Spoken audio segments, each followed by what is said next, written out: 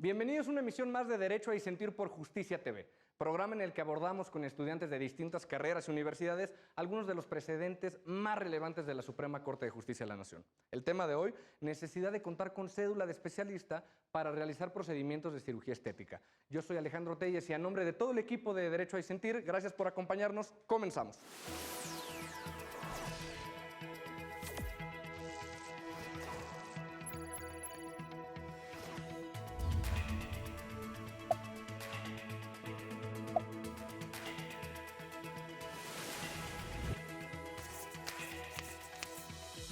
Al resolver el amparo en revisión 1291-2015, la segunda sala de la Suprema Corte analizó la constitucionalidad de las normas que permitían únicamente realizar procedimientos de cirugía estética a los médicos con cédula de especialidad, excluyendo a aquellos que cuentan con cédula de maestría en cirugía estética. La Corte concluyó que dicha distinción no implicaba un trato desigual injustificado ni implicaba una restricción del derecho a la libertad de trabajo. Para platicar de este tema nos acompañan Luis Fuentes, estudiante de Derecho de la Escuela Libre de Derecho, Brandon Acosta, estudiante de Medicina de la UNAM, Aldo Valdés, de Derecho del ITAM, Esmeralda Arreola, de Medicina del Instituto Politécnico, Martín Flores y Aida Ramírez, del Tecnológico de Monterrey, Campus Toluca. Ellos estudiaron Derecho. Gracias por acompañarnos, bienvenidos. Esme, platícame un poco, ¿cómo funciona este tema de cuando terminan la carrera, la residencia, etcétera? Hola Ale, pues dependiendo de la escuela en la que estemos, pues estudias medicina. Ajá. Aquí vamos a salir como médicos generales, en teoría. Y pues ya de aquí, pues de todas las escuelas de medicina que hay, si quieres hacer una especialidad, vas a presentar el Examen Nacional de Residencias Médicas, el ENARM. Y bueno, aquí se dan varias áreas para que pues, los médicos generales hagan este examen que hacen muchísimas personas. ¿Todos los estudiantes de medicina del país hacen este examen? Sí, todos los estudiantes de medicina hacen, bueno, sí, los que quieren. No todos, o sea, realmente hay algunos, o sea, si tú sales de la carrera y tú quieres hacer, no sé, salud pública, pues no vas a hacer una especialidad en salud pública, sino que tienes que hacer una maestría y un doctorado en salud pública y comunidad, administración de servicios. Es si quieres salud. seguir con este procedimiento. Ajá, sí, Ajá. pues, si quieres especialidad harías el examen y bueno, ya en el Examen Nacional de Residencias Médicas, pues tienes que alcanzar un puntaje mínimo dependiendo de la especialidad que quieras. En este caso, cirugía es una de las más demandadas y ya después de cirugía tendrías que hacer una subespecialidad, ya sea en plástica o no sé qué quieras, regenerativa, estética, dependiendo de lo que ¿De quieras. cuánto tiempo estamos hablando con estos temas de especialidad? Dependiendo de la especialidad, cirugía son 4 años, más aparte los de subespecialidad. Si quieres ser subespecialista en neuro, serían otros 7, ¿no? Depende, todo depende, o sea, depende en qué institución lo quieres hacer. O sea, por ejemplo, uno de los hospitales más reconocidos a nivel nacional de cirugía plástica es el Hospital General Manuel G. González, que está en zona de hospitales. De Secretaría de Aquí en la Salud. Ciudad de México. Aquí en la Ciudad de México. Entonces, ahí te piden solamente de 1 a 2 años de la residencia de cirugía general y ya después puedes entrar directamente a cirugía plástica. Ahora, hay hospitales como el Instituto Nacional de Ciencias Médicas y Nutrición Salvador Subirán, en el cual tienes que hacer cirugía general los 4 años y después tienes que hacer cirugía plástica. Son otros 2 años más, serían 6 años. Así que depende del hospital. Más los años de medicina Más los años general. de medicina general. O sea, por ejemplo, en neurocirugía en el Centro Médico Nacional 20 de noviembre, tienes que ser primero, solo te piden solamente 1 año de cirugía general y después son 5 años de neurocirugía. Pero hay hospitales en los que te piden más, claramente. Ok, y este tema que se presenta en la sentencia de la distinción entre una especialidad y una maestría, ¿cuál es la diferencia en términos de planes de estudio, etcétera? Es muy diferente, mira, es muy diferente desde incluso las universidades, porque su plan de estudio de ella al mío, pues es muy distinto, varían algunas cosas. Y en esto es todavía más la diferencia. ¿Por qué? Porque un cirujano plástico tiene una preparación no solamente de medicina general, sino también de cirugía general y de cirugía plástica, estética y reconstructiva, así se llama la especialidad en total. Okay. Entonces es una subespecialidad o una especialidad alta. En caso del médico estético, él solamente acabó la carrera de médico general y después hizo una maestría o un doctorado en medicina estética. Aquí hay que diferenciar muchas cosas porque hay 3 tipos de personas que se dedican a la parte estética del cuerpo, que es el cirujano plástico, el médico estético y el esteticista, así se conoce. El cirujano plástico es aquel que hace procedimientos que involucran cirugía o algún procedimiento que involucra anestesia local o general. Llámese rinoplastía, bichectomía. Bueno, rinoplastía es la reconstrucción de la nariz. La bichectomía es que te quitan las bolsas de grasa de los pómulos. mentoplastía, autoplastía, o sea, todo lo que involucra una cirugía como tal. ¿no? Ok. Pero ellos también pueden hacer ciertos tratamientos para reconstrucción de la piel, que esto se trabaja en colaboración con los dermatólogos, porque ellos hacen la cirugía y después lo mandan al dermatólogo para que el dermatólogo le dé un seguimiento de la mejora de la piel que trabajó. El médico estético es aquel que realiza procedimientos que no involucran una anestesia general, como por ejemplo la radiofrecuencia. La radiofrecuencia es un procedimiento en el cual a una paciente lo metes a una cámara de radiación, que eso favorece la secreción rápida de colágeno y el colágeno empieza a reconstruir la piel, lo cual va a traer pues, beneficios, pero también puede traer muchos problemas. El famoso Botox, en el cual yo le inyecto una sustancia que tiene una bacteria que se llama Clostridium botulinum, en el cual yo lo que estoy generando es una parálisis espástica, o sea, porque la persona, se ocupan personas que tienen arrugas para que yo le inyecte el Botox y entonces esto genera una parálisis y por lo tanto estire la piel y quite la arruga. Ok. A la larga que Son temas delicadísimos. son temas muy delicados porque todo esto depende de lo que quiera el paciente, ¿no? Y también, aunque seas un cirujano plástico y seas el mejor, involucra también especificar al paciente que es un riesgo y que no necesariamente va a quedar al 100, o sea, porque siempre hay un grado de error. Y así yo haga la mejor cirugía, puede que al paciente no le guste, ¿no? Porque al fin y al cabo es una cirugía estética a lo que quiere el paciente. Y puede que no funcione al 100%. Si en un cirujano plástico no funciona al 100%, en un médico estético mucho menos, ¿no? Entonces el riesgo es mayor. Y un esteticista es aquel que no es médico, que no tiene el título de médico, pero que hace procedimientos cosmetológicos que puedan ayudar a la piel del paciente, que tiene conocimientos muy vagos de anatomía y que son los que trabajan por lo general en spas o centros como de reconstrucción cosmetológica de la piel. Ok. Aldo, bienvenido. Muchas gracias por acompañarnos. Platícanos desde una perspectiva jurídica. ¿Qué te parece la sentencia? Pues bueno, me gustó la sentencia, la verdad. Me imagino que aquí todos los abogados estamos también, y bueno, en general estamos de acuerdo en el sentido del asunto, de que no se le diera el amparo a esta señora que estaba solicitando. Lo que a mí me llama la atención en especial es cómo hace una restricción a la libertad de trabajo. Porque ¿Consideras que sí hay una restricción? lo establece directamente la sentencia. Y bueno, en general, la Corte ha dicho que nuestros derechos humanos no son ilimitados ni absolutos. O sea, derivado de ello, todos pueden admitir una restricción. O sea, en el caso del trabajo, admite 3 restricciones. Cuando es ilícito, cuando afecta a una persona en particular o a terceros, o cuando afecta a la sociedad. En este caso, la Corte determinó que podría llegar a afectar a la sociedad el hecho de que le dieran el amparo a la señora. ¿Por qué? Porque pudiera, no sé, me viene a la mente un caso trivial de una artista que... Sí, ya sé de quién vas a hablar, pero platícanos, No voy a platícanos. decir el nombre, pero bueno, a esta señora quería hacerse Aumento de glúteo. un aumento de glúteo. Miren, sin nombre y todos sabemos de Sí, quién sí, se está todos hablando. estamos hablando. Sí, todos saben. Y a esta persona le inyectaron aceite para bebé. Entonces, o sea, no sé, al hecho de que no estuviera regulado esta profesión, creo que podría llegar a tener implicaciones mayores a largo plazo y a futuro a la sociedad en general. Entonces, bueno, en general me pareció correcta la determinación de la Corte. Muchas gracias, Aldo. Aida, bienvenida. Hola. ¿Cómo estás? También, ahora, acompañado de lo que dice Aldo, pues sí, la Corte determina esto en favor de la salud de los terceros, que también es otro derecho fundamental a las personas. Y es ahí donde aplica justamente esta restricción y esta limitación al derecho a ejercer la profesión libremente, en este caso, pues, de médico cirujano, para que otras personas no se vean afectadas en el derecho a la salud, que pues en este caso se pondera un poco más el derecho a la salud de las demás personas, porque pues esta doctora no contaba con las técnicas y conocimientos y habilidades que te requería Que se anteriormente. requerían. O sea, ¿tú coincides en este ejercicio de ponderación que hace la Corte? ¿Tú coincides con la conclusión? Sí, sí, porque nosotros como abogados o como juzgadores se debe emitir este juicio justamente para ver qué daños, evitar los menos daños posibles para la sociedad. Proteger, ¿no? Desde la Exacto. parte del legislador. Luis, bienvenido. ¿Cómo estás? Muy bien, muchas gracias. Cuéntame, ¿qué te pareció la sentencia? La verdad es una sentencia bastante interesante. Yo lo analicé más desde el punto de vista de Robert Alexi, desde el juicio de proporcionalidad.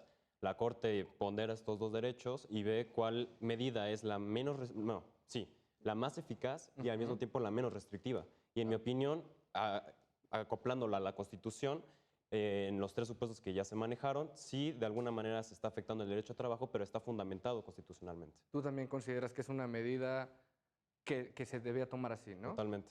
Perfecto. Martín, ¿cómo estás? Bienvenido. ¿Qué bien, te pareció la gracias. sentencia?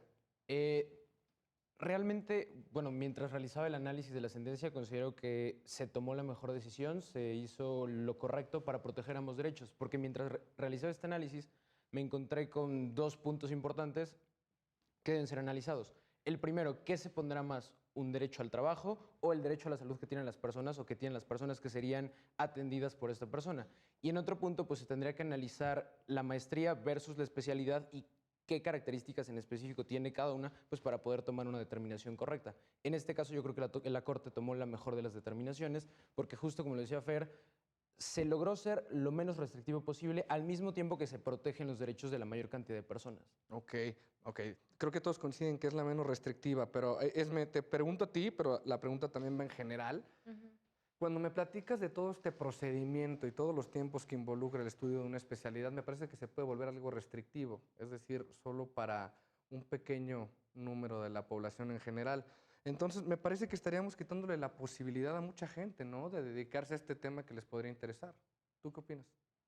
Pues es que está bien porque entre menos personas entren, como que se preparan mejor y es como, es la salud, entonces es muy importante que las personas estén súper bien preparadas para no causar una afección a estas personas. Como por ejemplo en el caso, pues solo buscan un beneficio como cosmetológico, no dermatológico. Entonces sería como más superficial, solo que te veas bien por fuera, pero tu piel más dentro no está recibiendo ningún beneficio. Ok. Entonces, pues está mal. Yo igual coincido con la idea de los abogados de que se haya restringido. Pero, Brandon, te pregunto, a mí me parece que este tema de escasez en los servicios también podría hacer que se incrementaran los precios, ¿no?, en los servicios. Por supuesto, ¿Qué opinas? pero mira, vamos a poner muchas cosas muy claras. No es lo mismo una persona que compitió contra todo el país para poder quedarse en una especialidad, que se rifó 6 años de especialidad para poder conseguir ser cirujano plástico, a una persona que solamente hizo una maestría de incluso 2 años y que quiere hacer lo mismo que el otro. Sinceramente, no es lo mismo. En segunda, el cirujano plástico tiene una práctica porque tuvo que haber tenido cirugía previa y tuvo que haber hecho muchas cirugías en general alrededor de su residencia, tal. Entonces, esa es la segunda. Y la tercera es que se elevan los costos, pero lo que estás buscando también es calidad, ¿no? Entonces, no es lo mismo que una persona malbarata. Una persona no tiene por qué malbaratar su trabajo, ¿no? Porque pues también su esfuerzo le costó. Entonces, y más una cirugía plástica, que al fin y al cabo hay muchas cirugías. Hay una parte de la cirugía plástica que es muy interesante, que es la reconstructiva. Una persona que tuvo un traumatismo, que chocó, que le pasó lo que sea y que el cirujano plástico le está reconstruyendo la cara, por ejemplo, porque tuvo un traumatismo muy fuerte que se le rompió la nariz y se pasaron muchas cosas. Y es una parte muy complicada, ¿no?, que es algo necesario. Pero también hay parte como el implante en mamas, el implante en glúteo, la rinoplastía, ¿no?, el implante de mentón, que esa es una parte que el paciente está decidiendo, ¿no? O sea, que no es necesario, pero que el paciente lo quiere. Y si el paciente lo quiere, pues es bajo su responsabilidad y tú le estás dando un precio a manera de que pues vea que es, o sea, que es un buen trabajo, que no es un trabajo malo, por así decirlo. Ok, perfecto. Oye, Luis, ¿y tú qué opinas? La sentencia parte del punto de que estamos analizando una posible colisión entre derechos donde entra en juego el derecho a la salud, ¿no?, y la protección a terceros. Pero pues también podríamos hacer este ejercicio con otras carreras, ¿no? Pues precisamente es lo que yo encontré una analogía entre lo que pasa en medicina, precisamente que también se protege un bien jurídico muy importante que es incluso la vida, la salud, pero también en el derecho se tiene que, de alguna manera, nosotros los abogados nos tenemos que preparar de la mejor manera para, mira, te lo voy a poner así, el buen abogado no es aquel que de alguna manera busca lo más justo, es aquel que conoce las reglas del juego. Y el abogado que conoce bien las reglas del juego, de cómo se mueve y cómo de alguna manera funciona el sistema jurídico, puede hacer una mejor labor. Y en este sentido, ya buscar él, por su parte, la impartición de justicia. ¿Sí? Entonces, cuando un abogado está muy bien preparado, puede tener una noción más amplia de todos estos aspectos de la vida jurídica y poder aplicarlos en su vida, más bien, poderlos aplicarlos en la práctica para tener un mejor beneficio. Ok. ¿Tú qué opinas, Aldo? Pues muy interesante, fíjate. En penal, no sé si se acuerdan, ya tiene tiempo esto, pero antes una persona podía acompañarte cuando estabas ante el Ministerio Público, que le llamaban persona de confianza. Sí. O sea, y fungía como tu abogado. Sin embargo, era un coyote. O sea, literal, una persona estaban afuera del Ministerio Público Y, o sea, tú los contratabas por, no sé, 500 pesos, no sé, la verdad. Se prestó Ajá. a Y esas se, y prácticas. se prestaba a las prácticas de que las personas, o sea, utilizaran el derecho sin siquiera tener un reconocimiento previo. Exacto. Se eliminó esta figura y ya únicamente un abogado con cédula puede fungir ante un proceso penal. Entonces, esta parte nos lleva a la parte de colegiación obligatoria para abogados, que es todo un tema. Sin duda, o sea, hay muchos argumentos a favor y muchos argumentos en contra de la colegiación. La verdad, yo estoy a favor de la colegiación. No sé, hoy en día he visto universidades que salen de la noche a la mañana y que dan la carrera de Derecho. Sin embargo, no tenemos la certeza de que esa persona vaya a tener la capacidad para defender a otra persona en juicio, que tal vez su libertad esté en juego. Tal vez no es su vida, porque no hay pena de muerte, pero su libertad está en juego. Entonces tenemos que también hacer una ponderación en ese sentido, pero pues a ver si algún día. ¿Tú qué opinas, Aida? ¿Te parece que en otras carreras como el derecho podría entrar el mismo debate?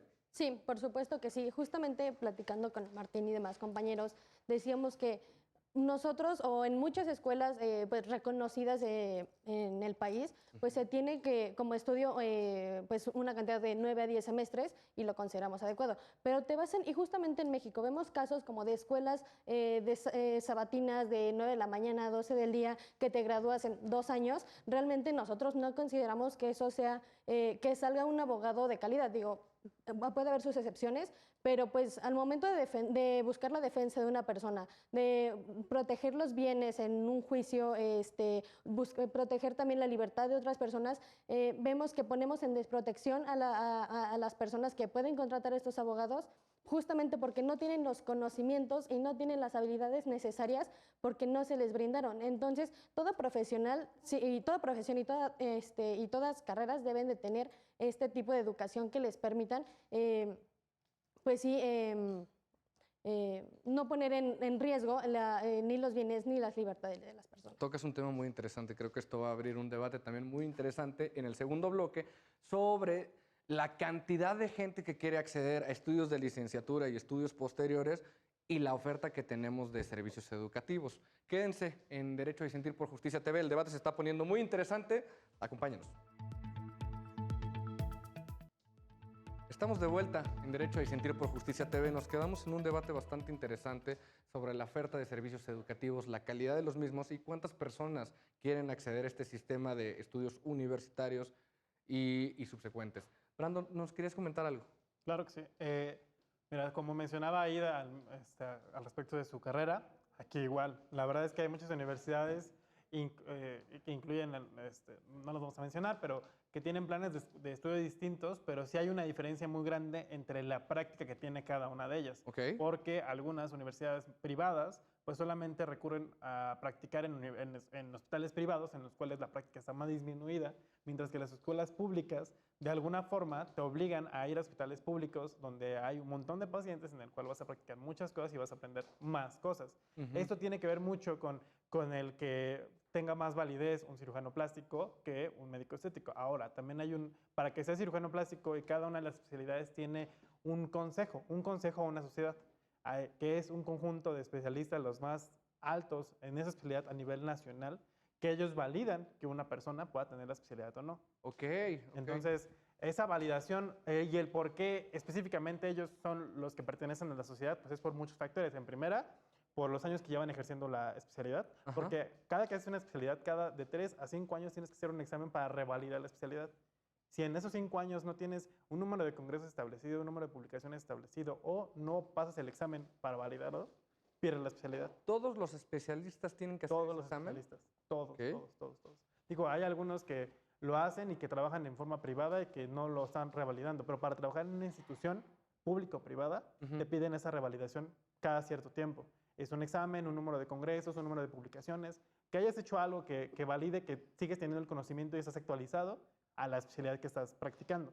Y entonces, estos médicos que pertenecen a la sociedad o en este caso el Consejo Mexicano de Cirugía Plástica, Estética y Reconstructiva, son especialistas que incluso han participado en congresos internacionales, que han hecho estancias en otros países y que conocen abiertamente el tema, que pueden ser competentes a nivel mundial y que ellos validan que una persona puede ser cirujano plástico o no. Entonces, después de que acaba la especialidad y la subespecialidad, ellos tienen que validar. O sea, no cualquier médico, no cualquier cirujano plástico O sea, el título te Tiene lo el puede título dar. de especialidad. No, o sea, tienes el título de especialidad por parte de la UNAM, por parte de las instituciones que te lo están dando, pero no cualquiera pertenece a la sociedad. ¿Me explico? Ok. O sea, no porque seas cirujano plástico significa que perteneces a la Sociedad Mexicana de Cirugía Plástica y Reconstructiva. Simplemente eres un cirujano plástico y ya. Ahora, si entras a la sociedad, eso te da un plus porque claramente es una validación nacional e incluso mundial, porque ellos pueden ser competentes a nivel mundial por los conocimientos que ellos tienen, pero para entrar, evidentemente, además de tener un buen currículum, tienes que ser lo suficientemente competente académicamente y en práctica como para que ellos puedan validar.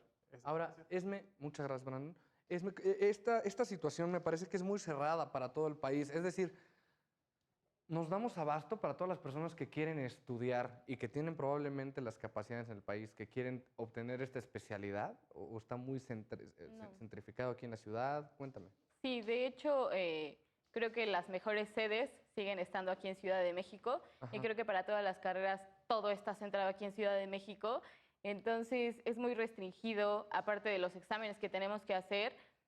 Si te quedas, todos queremos estar aquí. Aquí está lo mejor y también restringe mucho a todos los demás, los que no pasan el examen, los que se van quedando.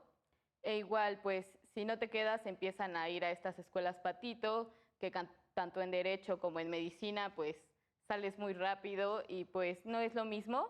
Hay que tener mucho en cuenta la calidad con la que te formas, porque pues entre más restringido el paso, pues mejor calidad, ¿no? Porque todos queremos lo mejor y esto está muy restringido, como en cirugía plástica. Una de las mejores sedes, como ya comentó Brandon, es el GEA González, el 20 de noviembre. Y pues estos hospitales son muy demandados y pues para ello necesitas un puntaje, porque igual tu sede la escoges dependiendo del puntaje que obtienes en el examen. Y si no, pues te van dejando pues otras sedes que no son tan buenas y entonces no son de buena calidad. Y yo creo que en todas pues las carreras pues se han quedado mal. También hay que analizar las condiciones que tienen tanto los estudiantes como los especialistas, como todos, ¿no? Porque la verdad, justo comentaba con Aldo un ejemplo muy claro. Oftalmología. Oftalmología y otorrinolaringología son las especialidades más solicitadas en el Examen Nacional de Residencias Médicas. Son las que piden un puntaje más alto, ¿no? Entonces, hay, no sé, 18,000, 20,000 personas a nivel nacional compitiendo por 25 plazas a nivel nacional de la especialidad. O sea, de esos 18,000 se tienen que quedar solamente 25. Y de esos 25, o sea, yo ya pasé el ENARM, ya lo pasé, tengo el puntaje, me quedé en oftalmo. Pero de todos modos los lugares O sea, son de muy todas acotados. maneras, tengo que hacer, o sea, por ejemplo, quiero hacer oftalmo en el Conde de Valenciana, que es una de las instituciones de oftalmología más importantes del país, en el Hospital de la Ceguera. Entonces, tengo que hacer una entrevista en esos hospitales, tengo que hacer un examen en esos Un hospitales. proceso mucho más O sea, complicado. más especializado para que yo pueda entrar. Ahora, Martín, con este panorama que nos dan, me parece que ya no es una cuestión tanto de capacidades, sino de la estructura misma, ¿no? Del sistema, que no tiene muchas opciones. ¿Tú qué opinas? ¿Calidad? ¿Necesitamos más espacios? ¿Cómo ponderarías? Creo que la necesidad de espacios es evidente, es menos del 0.1%, es una cantidad ridícula cuando seguramente habrá alguien, más de 25 personas competentes entre 18,000 compitiendo. Claro. Entonces, considero que una buena solución o una probable solución tiende a la descentralización. Se ha centralizado mucho las especialidades en la Ciudad de México o en el centro del país en general.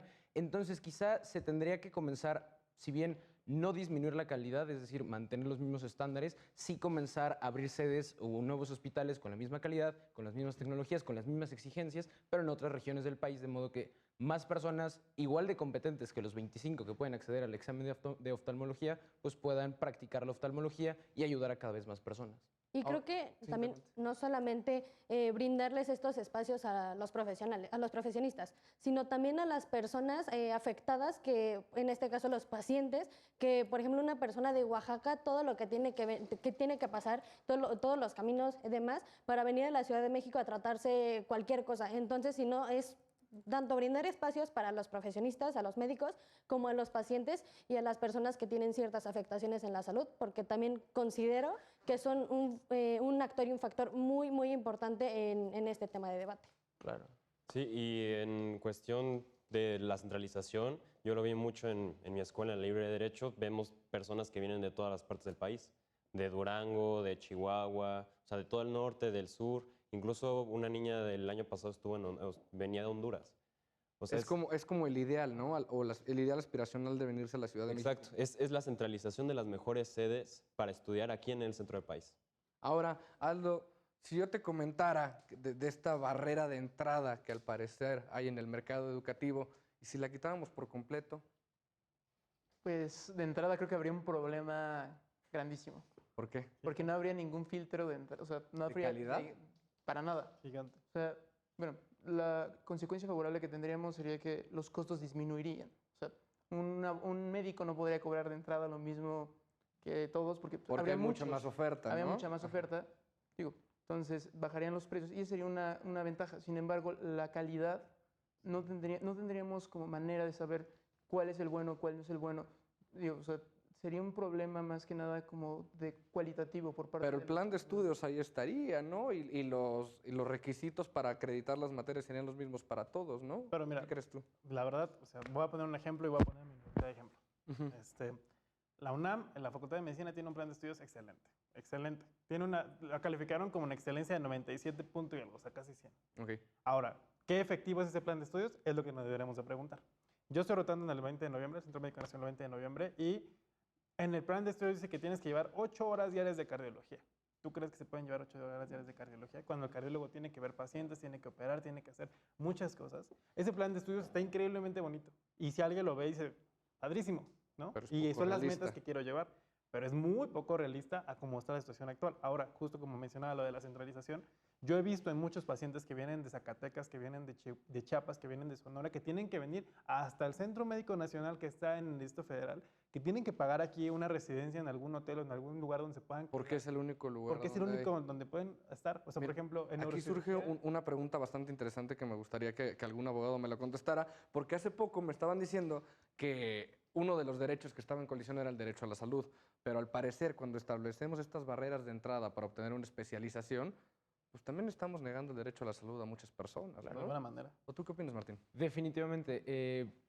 Conforme a lo que platica Ida, estas personas que tienen que venir desde todos los rincones de la República a la Ciudad de México, gastar en transporte, gastar en comida, gastar en hospedaje, pues realmente no se está garantizando este derecho a la salud de la población, no se está garantizando este derecho a la salud de las personas y por ende la mejor opción necesariamente tiende a la descentralización. Se tienen que establecer más sedes médicas con los mismos requisitos en otros lugares y así podemos garantizarle ya no solo el derecho a acceso a las personas, sino el derecho a la salud a todas estas personas que tienen que venir desde sus ciudades de origen hasta la Ciudad de México, garantizárselas en un lugar cercano, si bien no en todos los rincones del país será posible lograr esto, sí en la mayoría, y sí evitar que las personas se tengan que desplazar por Sí. largas distancias. Eso es muy importante porque, por ejemplo, en el Centro Médico Nacional Siglo XXI, en la parte de oncología es donde se obtiene un acelerador lineal para radioterapia. O sea, creo que No tengo idea de qué es eso. es para tratar pues algunos tipos de cánceres. Ok. Y pues este acelerador lineal es como súper restringido. O sea, en Ciudad de México yo creo hay 3. Entonces, En el país. Hay dos. ajá, hay Ok. 2. Hay dos. Entonces, toda la gente que tiene que venir, yo estaba ahí y venía gente pues de todo México. Ujú. Y pues se tienen que quedar, hay que gastar muchísimo dinero, hospedaje, a ver dónde te quedas. La gente se quedaba en casas de campaña fuera del hospital. Entonces, hay que descentralizar pues el acceso a la salud. Y vemos que aquí en estos supuestos la salud se vuelve solamente un privilegio que unos cuantos pueden lograr. Entonces no se está garantizando esto, estamos dejando todavía muchísima más desprotección a las personas que ya están en una condición vulnerable. Entonces pues sí debemos de afectar estas condiciones y justo como mediante lo que nos platicamos, que es justamente esta descentralización. Entonces, Aldo, un argumento del recurrente o de la recurrente en su debido momento podría ser, bueno, pues yo no tengo acceso a este programa de especialización porque me implica una estadía en otra ciudad, en otro estado, pero tengo la posibilidad de acceder a un programa de maestría local, ¿no? Y es uno de los argumentos donde él dice, hay una distinción no justificada entre yo, que decidí ir más allá y estudiar una maestría, y alguien que tuvo un certificado de especialización. ¿Tú qué opinas? Podría ayudar, ¿no? Para el derecho a la salud. Las maestrías como Que un sustituto de que se les especialidad. permitiera a los que tienen la maestría también hacer este tipo de cirugías y procedimientos. Es que, como bien lo mencionaban, este tipo de cirugías requieren mucho conocimiento, muchas horas de práctica, y la maestría no te da, como viene en la sentencia, no te da esto. Entonces, el problema es que tal vez llegues a tener los conocimientos, pero no está, como puedo decir, como tan evaluado o tan restringido como el Sistema Nacional de Residencias. Entonces, o sea, Las maestrías están un poco más como descentralizadas, pero ese es el problema que tenemos actualmente. O sea, no sabemos si obtuvo los conocimientos suficientes para poder llevar a cabo una cirugía de calidad. de calidad y de una dificultad tan alta. O sea, ese es el problema. Pues, o sea, no, es que no puede ser. O sea, no puede ser. No puedes comparar el trabajo de una persona que se fue a sentar a tomar clases y que seguramente practicó una que otra vez a una persona que todos los días está en un hospital practicando y viendo. Porque la parte de la residencia es involucrar la parte teórica en la cual hay clases, en la cual tienes que preparar muchas cosas. Entras a las 6:30 de la mañana a pasar visita a ver todos los A ver, pacientes. platícanos, ¿cómo es este procedimiento de especialización? ¿Pasas mucho tiempo con pacientes, viendo otro doctor, etcétera? Pues mira, o sea, en todos los hospitales hay varias especialidades. Yo estoy en el 20 de noviembre, reitero, y ahí hay todas. Entonces, a mí me tocó rotar en neurocirugía, que neurocirugía es de las más restringidas a nivel nacional y mundial. Y ahí, hasta incluso yo como estudiante tenía que llegar a las 6:30 de la mañana a pasar visita con todos los pacientes, ver a todos los pacientes. Obviamente te preguntan, obviamente tienes que analizar todo. A las 7:30 entrabas a la sesión entre todos los residentes y nosotros, en los cuales daban ciertos temas que vienen dentro, porque hay un plan de estudios. ¿Qué es un médico residente? Un médico residente es aquel que está haciendo la especialidad. Ok. Que dentro de la residencia de la especialidad, el primer año eres R1, acabas el primer año eres R1, R2, R3 y así sucesivamente. Ok. Entonces, estas personas pues son las que tienen que pasar visita, tienen que hacer la sesión. Después de la sesión hay cirugías, entonces tienes que entrar a la cirugía. La cirugía dura todo el día, o sea, hay neurocirugías que duran un día entero. Entonces, estás todo el día en el quirófano y la neurocirugía es una de las más complicadas debido a que no solamente es abrir ya, sino que, pues imagínate, estás trabajando con el cerebro. Entonces, es algo muy complejo en el cual en todo momento tienes que estar analizando todo lo que aprendiste de conocimientos y cómo lo vas a aplicar para que todo funcione bien y que el paciente no se te muera. Entonces, es algo muy complejo. Y justo algo que también mencionabas tú y que es súper importante, la descentralización es primordial, pero también es un tema de salud pública. ¿Por qué? Porque hay que analizar que también hay una prevención primaria, secundaria y terciaria. Nosotros no queremos que el paciente llegue al nivel terciario. ¿Por qué? Porque el terciario es aquel que ya tiene una patología muy grave que al sistema de salud le cuesta más dinero solventarla, ¿no? Okay. Un astrocitoma, un tumor cerebral es mucho más complicado a que si un paciente no lo tuviera, ¿no? Una diabetes con complicaciones es mucho más caro, ¿no?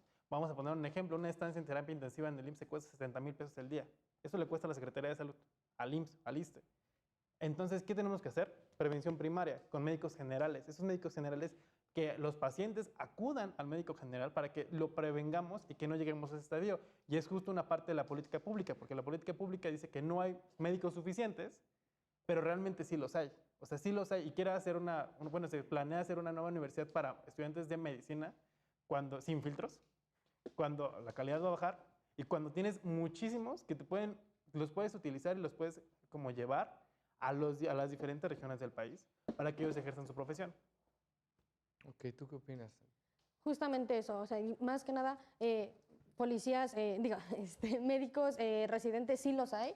Y también cuáles son las condiciones en las que laboran estos médicos residentes. Vemos que estos médicos residentes ni siquiera tienen tiempo para dormir, no tienen tiempo para comer. Entonces es también brindarles esa seguridad y esos derechos que ellos también tienen para que puedan prestar los servicios adecuados y puedan desempeñar también su función laboral adecuada para las personas, porque la salud no es un tema delicado del que puedas ir sin descansar o cosas por el estilo.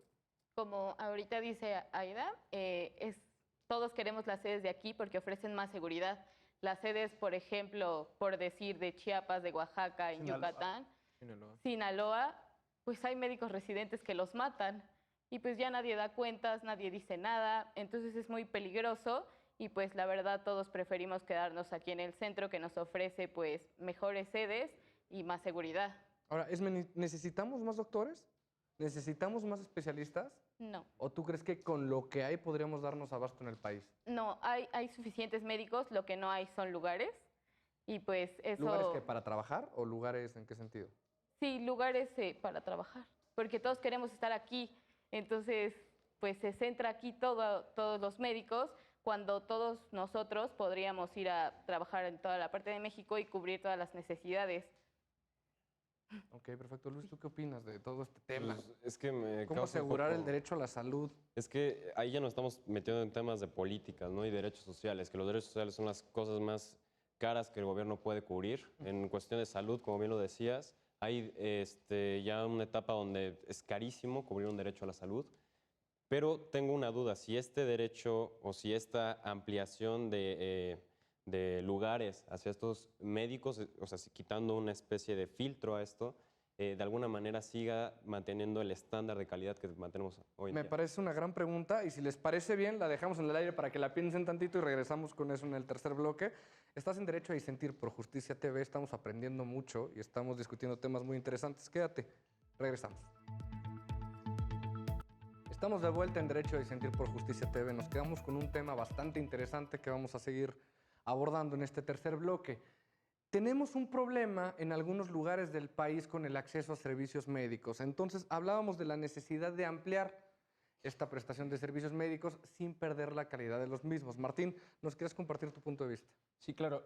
Yo creo que es fundamental mantener la calidad. Es decir, si hemos llegado a tener buenos médicos especialistas, hospitales reconocidos a nivel internacional, a nivel mundial, es porque hemos hecho especial énfasis en la calidad. Ok. Entonces, a través de esta descentralización, esto no implica que bajemos el estándar de calidad, simplemente significa que ampliaremos las personas que son amparadas por este nuevo sistema de salud. Entonces, creo que eso es un punto importante, no caer en esta falta de calidad y, bueno, me gustaría trasladarlo a mi profesión. ¿Cuál es el problema de la profesión o de la carrera de Derecho en México? Es que hay demasiados abogados, pero esos abogados no siempre son buenos. Sí, son abogados de escuelas sabatinas, son abogados que no realmente se prepararon para ejercer la carrera de manera correcta y por ende acaban defendiendo a sus clientes pues, de una manera paupérrima. Para ponerles un ejemplo que me sorprendió cuando lo leí, un artículo, no recuerdo la fuente, pero bueno, nos hablaba básicamente de en el estado de Tlaxcala hay el mismo número de escuelas de derecho que en todo Canadá. O sea, es algo...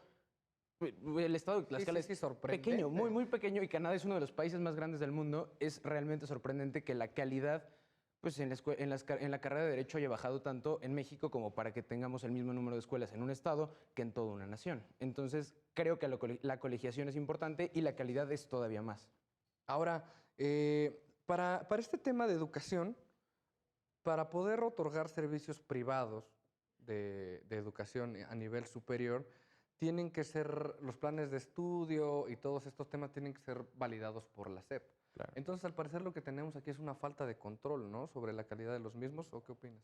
Sí, justamente, por ejemplo, en la sentencia nos dice, nos dice que la maestría no es equiparable a la especialización o al estudio específico que requiere la ley. Justamente, ¿por qué? Porque la especialidad que te otorga la ley o que te permite la ley para que tú puedas ejercerlo es que debes de cumplir con cierto conocimiento, con ciertas habilidades que te permiten justamente brindar este tipo de servicios. Ok. Y a diferencia, por ejemplo, en la carrera de Derecho o en estas prestaciones de servicios que da la carrera de Derecho, solamente en la carrera judicial y en el notariado te piden ciertos conocimientos específicos a diferencia de, por ejemplo, un litigio o de cualquier otra rama específica del derecho. Ok. Ahora, Esme, ¿tú qué opinas de que, en efecto, si hay un plan de maestría, tuvo que ser aprobado por autoridades educativas para que se le pueda dar el título, ¿no?, de maestro? Y ¿por qué no permitirle crear estos o ejercer esta profesión de manera libre? Pues por el Cuando hay tiempo. una necesidad, además, ¿no? Sí, o sea, yo creo que la gente recurre ahí porque está más, pues hay en todos los estados, por así decirlo. A su alcance. Ajá, está a su alcance, es más barato porque es menos tiempo lo que se preparan, es, no por decirlo así, pero es menos calidad a la preparación que tiene un subespecialista. Son muchísimos años de estudio, como ya lo había comentado Brandon, muchísima práctica. O sea, los doctores vivimos en el hospital día y noche ahí, pues, viendo pacientes, practicando con todos y afinando todas estas técnicas que alguien que está haciendo maestría no tiene todo este acceso para ir a los hospitales o simplemente no van. Entonces, pues, no sería lo mismo una especialidad, Ahora, subespecialidad. me está diciendo, que una en maestría. términos meramente económicos, es muy costoso para muchas personas acceder a este proceso de especialización, ¿no? ¿Es justo que si no tienes estos medios económicos para acceder a un problema de especialización, no puedas dedicarte a esa profesión? Es que ya no hablamos aquí de justicia, no hablamos de recursos, ¿no? Es a lo que quiere llegar. Yo sé que no es justo, obviamente, que a la falta de recursos la gente se quede con un nivel de educación menor, pero de nuevo nos estamos metiendo en el tema de política. Cualquier cambio en la estructura del sistema, como lo decíamos, que es la descentralización de este sistema, va a generar un proceso de inversión enorme para mantener la calidad de estos centros educativos si se quiere hacer así. ¿Por qué? Porque vemos que en las escuelas como la Anáhuac o el TEC de Monterrey, cualquier sede que tenga en el país, sigue manteniendo un nivel educativo promedio porque es una gran inversión a la que le tienen a la revisión y a los métodos que tienen ellos para, de alguna manera, se me fue la palabra, checar estos medios, por así decirlo. Ok, ahora, como mencionaban, existen muchas escuelas privadas, en el caso de Derecho únicamente, donde se podría poner en cuestión o en duda el nivel de sus planes de estudio, etcétera. Pero no hay que perder de vista que la existencia de estos planteles atiende muchas veces a toda esa gente que no pudo acceder a la universidad pública, ¿no? Por falta de espacios. Entonces, ¿qué falta aquí? Inversión, quitar las barreras de entrada a las universidades. ¿Tú qué opinas, Brandon? Yo creo que la inversión es muy importante, o sea, en cierto sentido, porque si bien es cierto que te puede limitar, o sea, también es importante considerar que que una mayor inversión te puede dar una mayor oportunidad para poder hacer más cosas en un futuro académico. Pero también es cierto, y como lo mencioné en algún programa pasado, que la competencia, al menos para mí, sí es necesaria. O sea, sí es importante ser competente. Sí, o sea, sí es súper importante en cualquier profesión. Hay gente que opina lo contrario porque cree que es un poco conflicto emocional para la persona que está compitiendo, pero realmente es importante porque necesitas los mejores profesionistas del país. Entonces, hay de especialidades, por ejemplo, especialidades y maestrías, por ejemplo. Hay una especialidad que se llama epidemiología que se encarga de los análisis en salud pública de las enfermedades a nivel nacional. Si haces eso o haces una maestría de salud pública o un doctorado en salud pública, puede resultar un poco similar porque de alguna forma es algo más teórico, no es algo tan práctico, ¿no? En cambio, cirugía y medicina estética, la medicina estética es estática porque solamente estás tomando una clase y estás practicando con simuladores y la cirugía, la gran diferencia es la práctica que estás teniendo con los pacientes día con día.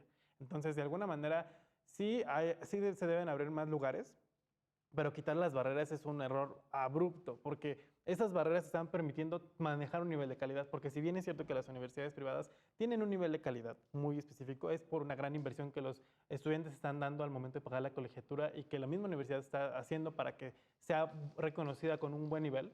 En las universidades públicas, si tú quitas ese nivel, porque si ya no tienen la barrera del dinero, ¿no? Porque ya la quitaste porque pagas 20 centavos en la UNAM de inscripción. Tu única barrera es el nivel de conocimientos que puede llegar a tener, que incluso hay muchas personas que entran y que sinceramente no cuentan con el nivel de conocimientos, ¿no? Okay. Entonces, porque también es cierto que, por ejemplo, entras a una prepa de la UNAM y que puedes tener un pase reglamentado si tienes un promedio y ese promedio lo puedes conseguir muy fácil. Ya entrando en supuestos carrera, específicos, ¿no? Entonces, también es cierto que estás bajando el nivel y que sí, posiblemente haya muchos médicos, pero que se vayan a ¿Tú titular, consideras pero que no tendrán el mismo no nivel? tienen el mismo nivel. ¿Tú qué opinas, Luis? Pues que siento que de nuevo volvemos al tema de la inversión y al tema de políticas públicas y que de alguna manera sí se necesita expandir, no quitar las limitantes, no quitar estas barreras de entrada, porque si abrimos las barreras de entrada a todo el mundo, no vamos a tener este grado de calidad que buscamos. Pero ahora, entonces, bueno, no, adelante. Entonces, lo que se busca aquí es expandir de alguna manera las sedes, por así decirlo, manteniendo el mismo nivel de calidad. Pero a mí me parece que en esta tarea de expandir los servicios educativos, sobre todo en un segmento tan sensible como la salud, está bien, ¿no? Que el Estado se apoye de las inversiones privadas, ¿no?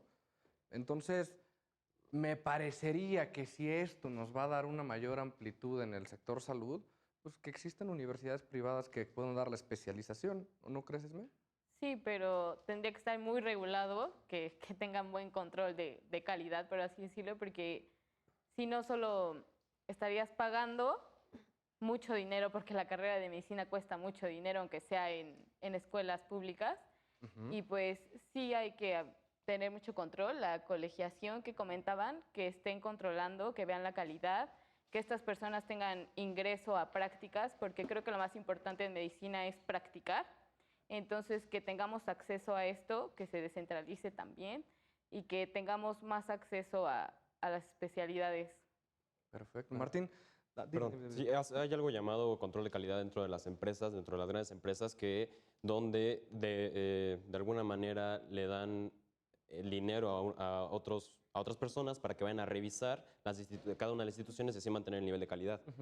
Esto es algo que se hace en las escuelas privadas, pero no se hace en las escuelas públicas, generando que de alguna manera la SEP le dé permiso a cualquier escuela de derecho para emitir certificados de derecho que realmente no cumplen con el grado de calidad que tiene que tener un abogado. Entonces, lo que hay que ver ahí también es el control de calidad de las escuelas que ya están activas y de alguna manera buscar la colegialización y el control de calidad. Aldo, después de escuchar todo lo que hemos platicado en este programa, ¿te parece que en un segmento como el derecho es necesario que también establezcamos estas barreras de entrada para poder ejercer la profesión? Porque podríamos llevar el debate incluso sobre ciertas materias, ¿no? Penal me parece un grado muy sensible de donde ejercemos la carrera de derecho y podríamos decir, ¿sabes qué? Cuando se trata de derecho penal, pues necesitas otro certificado.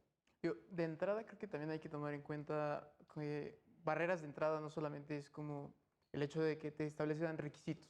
Barreras de entrada podrían entenderse como una persona de escasos recursos tiene una barrera de entrada a entrar al sistema. Exacto. Claro. Entonces, creo que la obligación que tiene el Estado es crear igualdad de oportunidades. Entonces, o sea, el Estado tiene que todos partamos de la misma oportunidad, que si bien es casi imposible, para que el mismo sistema sea meritocrático y podamos llegar a tener una competencia perfecta. Situación que es algo muy ideal. Digo, en el plano de derecho es todo un tema. Hay muchos argumentos en contra, muchos argumentos a favor. Un argumento en contra que hizo un ministro en retiro, no recuerdo bien el nombre, sobre la colegiación obligatoria de abogados, era que el problema que tienen en México las leyes es que son muy diversas. Las leyes agrarias son diversas aquí en la Ciudad de México que en Chiapas. Las cuestiones familiares son diversas aquí en la Ciudad de México, que somos súper liberales, que en Sonora, no sé. Entonces, este tipo de problemas generan más problemas para hacer una colegiación. ¿Qué tipo de exámenes le vamos a aplicar a todos los abogados a grandes rasgos? O sea, es todo un problema que se tiene que hacer con lupa y si bien, como lo mencionaba Fernando, eso es una política pública. Y creo que la Suprema Corte no se podría meter en esos temas. Claro. Porque está la libertad configurativa del legislador que establece que, de entrada, qué es lo mejor para México, o sea, qué es lo mejor para los ciudadanos. Cuestión que no muchas veces acontece. Sin embargo, para eso está también la Corte, para pues, tratar de nivelar y ser Para lo más interpretar justo. la Constitución. Claro. ¿No? Sí, también. Ahora, Aida, ¿tú qué opinas? Aldo menciona, ¿no?, que tal vez podrían presentarse ciertos problemas sobre qué examen aplicamos o no. Pues podríamos seguir el ejemplo que se ha seguido en medicina, ¿no? Establecer que para una especialización tiene que haber un consejo, etcétera, ¿no? De diversas cosas. ¿Tú crees que podría aplicarse para algunas materias o en general? Sí, justamente, como pues lo que se dice en las colegiaciones, además, es desde entrada establecer como un código de ética, porque en la carrera de Derecho no hay uno que se aplique tal cual como a diferencia de la carrera de Medicina. Desde ahí podemos ir de entrada. También en ciertos tipos, como decías, en materias penal, que es una de las más, de las que más ponen en juego los bienes tutelados de las personas, es en algo en lo cual sí tiene que haber esta regulación, por lo menos. ¿Por qué? Porque si no tenemos esta regulación, y justamente es lo que pasaba en el sistema penal anterior, que cualquier persona que no contara con experiencia ni con cédula profesional podía ir a defender al imputado. Ahora esto ya cambió, pero también, ¿cuál fue la educación o cuál fue el conocimiento que tienen estos nuevos defensores? Si bien vemos que sí, ya tienen un título profesional, pero ¿cuáles son las habilidades al momento de defender, por ejemplo? Entonces vemos que en la carrera judicial sí, al menos sí te piden cierta experiencia para ir escalando a ciertos puestos, pero no pasa en todas las ramas. Desde ahí sí tenemos que ir pidiendo estas cosas para que vaya viendo esta justa impartición de justicia y justas defensas y demás. Bueno, yo creo que, perdón, Aldo, con respecto al tema que tocas, la problemática que tocas en cuanto a los estados y la diversidad de leyes, porque vaya que las leyes son diversas en México, una solución simple hasta cierto punto podría ser la aplicación de exámenes estatales. Es decir, en cuanto a conocimientos del ámbito federal, bueno, pues esos sí serán generales, pero en cuanto a los conocimientos de la materia legislativa estatal, pues el abogado tendrá que conocer únicamente de lo relativo a su estado. Y ya si planea ejercer en otro estado, pues tendrá que volver a presentar el examen, pero en ese nuevo estado, a fin de garantizar la calidad en abogados. Porque muchas veces tenemos abogados que estudian Derecho en Yucatán y acaban ejerciendo en Baja California, donde claramente, hay similitudes, pero hay muchas diferencias y no se garantiza la calidad de sus abogados. Esto no es algo utópico, esto es algo que se hace en Estados Unidos. Claro. Cada estado de Estados Unidos tiene su propia barra de abogados. Y tienes que estar certificado por esa barra de abogados para poder aplicar en el territorio. Claro. Entonces, no es algo tan distante de la realidad, es algo que se puede hacer. Depende de la materia, depende del territorio, pero se puede hacer. Incluso podemos partir del código de ética, como bien mencionaste, que ya está ¿cómo se llama? La barra de abogados de México, ¿no? Digo, actualmente solamente tenemos, me parece, en el país tres colegios de abogados, de los cuales, o sea, no es como que algo indispensable que o sea, sales de la carrera de Derecho y no sé si ustedes se van a colegiar, no sé si van a incorporarse a algún colegio. Digo, no tenemos como que esta cultura de la colegiación y cambiar este chip, o sea, la implementación en este modo, dile ahorita a todos los abogados que se tienen que meter a un colegio y que van a tener que pasar un examen. Dime, o sea, de entrada, sabiendo cuántos no van a promover un amparo. Entonces, o sea, la política es muy sensible, porque aparte admite que va a haber más costos por parte del Estado. Entonces, no sé, es muy difícil. Yo estoy a favor de la colegiación porque da un estándar de calidad. Sin embargo, digo, no creo que la mayoría de la gente esté a favor de ello. En el tema que comentaste, algo que me llamó mucho la atención fue de la carrera judicial, que tienen una especie como de meritocracia y que los evalúan, ¿no? Un sistema de carrera. Actualmente, bueno, se está moviendo ahorita la política para poder... La presidenta lo está haciendo muy bien, pero actualmente, bueno, en anteriores presidencias, solamente el examen implicaba conocimientos, o sea, es un examen de memoria, y eso no sirve para la vida práctica. Estudias un secretario y un juzgador necesitan conocer los casos prácticos, porque no todos los casos van a recaer en la ley, por eso están las reglas y los principios. Entonces, necesita cierto expertise, ¿no? Que es una cuestión que se da con el tema de la especialización, ¿no? Con que nos comentabas, que tienes que ver a los pacientes, etcétera, ¿no? No, y que creo que la colegiación, bueno, por lo que estoy escuchando, la colegiación para mí sería fundamental. Si yo fuera rector de una universidad, por supuesto que lo impondría, porque a mí no me importa cuántos hay, no me importa el número, me importa que sean buenos todos. O sea, eso es lo que realmente sería importante, ¿no? No me importa cuántos hay, o sea, pero que sean buenos. O sea, bueno, sí, o sea, pueden ser muchos, pero a mí no me sirve que se gradúen todos, me sirven que los que se gradúen sean buenos, Claro, ¿no? y Entonces, yo creo que el punto fundamental, o dos puntos fundamentales en este debate, de hecho los anoté acá, tiene que ver, uno, descentralizar los centros de excelencia, es decir, que haya centros de excelencia en varias partes del país, no solo en la carrera de medicina, en la carrera de derecho, en la carrera de ingeniería, en todas las carreras haya centros de excelencia y se repartan por todo el país. Y el segundo, a fin de evitar esta baja en la calidad, es mantener un estándar. Si bien aumentas el número de lugares, mantienes el estándar. Tienes que tener un cierto puntaje, un cierto nivel de conocimientos. Si lo pasas, pues estás del otro lado y te gradúas. ¿Pero vas a mantener el gradúas. mismo nivel de estándar en una escuela aquí en la Ciudad de México que en una escuela fuera de la Ciudad de México? pero eso es lo que se debería buscar. El punto, Claro que sí, pero por ejemplo en la UNAM tiene centros en todo el resto del país y aún así el puntaje para entrar a esas instituciones es menor. Entonces, ese es el problema. Se debería mantener el mismo puntaje porque no puedes asumir que una persona en la Ciudad de México tendrá un mayor puntaje que Es que alguien en Sonora, en Chihuahua, simplemente depende porque también sí. de la psicología, porque las personas piensan que aquí en CEU, bueno, saben que en CEU es un nivel de excelencia que no van a tener en cualquier otro lugar de la República. Pero entonces ahí entraría la manera de evaluación. O sea, porque de alguna forma sí se puede centralizar y sí hay muchas instituciones, pero la manera de evaluación al final es la misma. La manera de titulación al final sigue siendo la misma. En nuestro caso, por ejemplo, tenemos que hacer un examen teórico, un examen práctico para la medicina general y cuando haces la especialidad es lo mismo. Entonces, Pero puede me ser parece que diferente. llegamos a un punto en común, ¿no? Necesitamos ampliar los servicios que prestamos educativamente en muchas materias y a efecto de asegurar también otros derechos, como es el derecho a la salud, al acceso a la justicia, a una defensa adecuada, etcétera. Sin duda nos quedan muchos temas que platicar y me encantaría que pudiéramos seguir esto horas y horas, pero fue un programa bastante interesante. Les agradezco mucho por acompañarnos. Y en casa también, gracias por acompañarnos. Seguramente se divirtieron tanto como nosotros. Nos vemos en la siguiente emisión de Derecho a Disentir por Justicia TV. Hasta la próxima.